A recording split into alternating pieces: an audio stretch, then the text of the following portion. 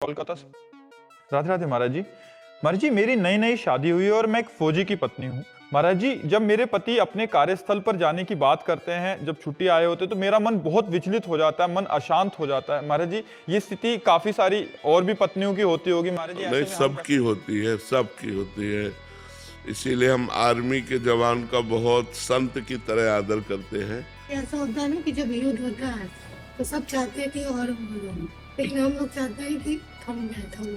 नहीं नहीं बच्चा, इसीलिए हमारा भारत सरकार भी आपका सम्मान करती है, आर्मी के परिवार का सम्मान करती है, क्योंकि अब वो दोबारा आ पावे कि ना पावे संशय है।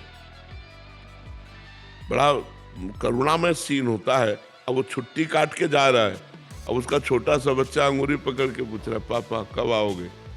तो उसके आंसू भर जाते हैं कि उत्तर देने की क्षमता नहीं कि कैसे उत्तर दूं, पता नहीं कहाँ लगा दिया जाए और कहाँ सूट हो जाए, क्या हो जाए, क्या लीला हो जाए, क्योंकि बिल्कुल मृत्यु से खेलना है।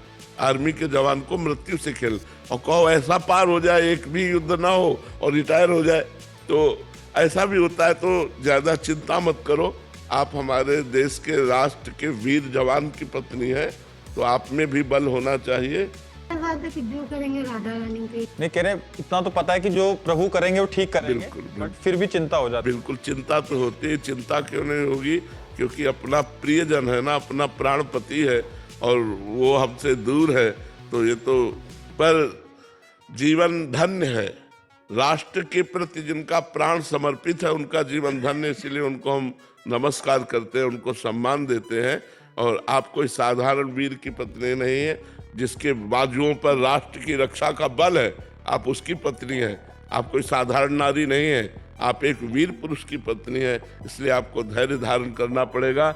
वंदनीय है, हम कहते हैं कि सबसे ज्यादा वंदनीय राष्ट्र के संत स्वरूप ये सैनिक है, क्योंकि कहीं भी खड़ा कर दो, ये प्राणों की बाजी लगाकर हमारी रक्षा कर रहे हैं। आतंकवादियों से लड़ रहे, दुष्टों से लड़ रहे, अन्य राष्ट्रों से अपने राष्ट्र की रक्षा के लिए हिमालय में खड़ा कर दो तो हिमालय में खड़े, 6-6 महीने साल साल भर हो जाते, अपने परिवार का मुख नहीं देखते।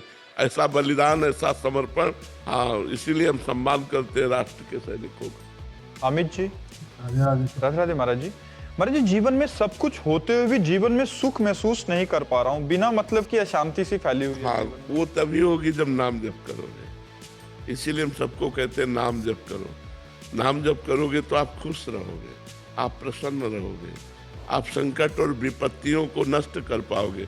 हम कहते हैं तुम्हारे पास सब कुछ है, लेकिन नेगेटिव भाव, इसको कैसे काटोगे?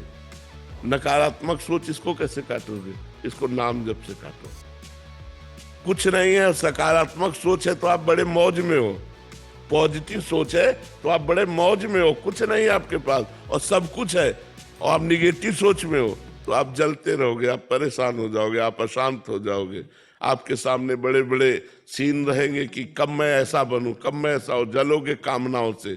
इसलिए चिंता, भय, शोक, कामना, अशांति, इससे बचने के लिए राधा नाम है। खूब नाम जप करो, राधा राधा। पैसा थोड़ी लगता है, खाली समय में राधा राधा राधा राधा, और आप जपते रहिए। आप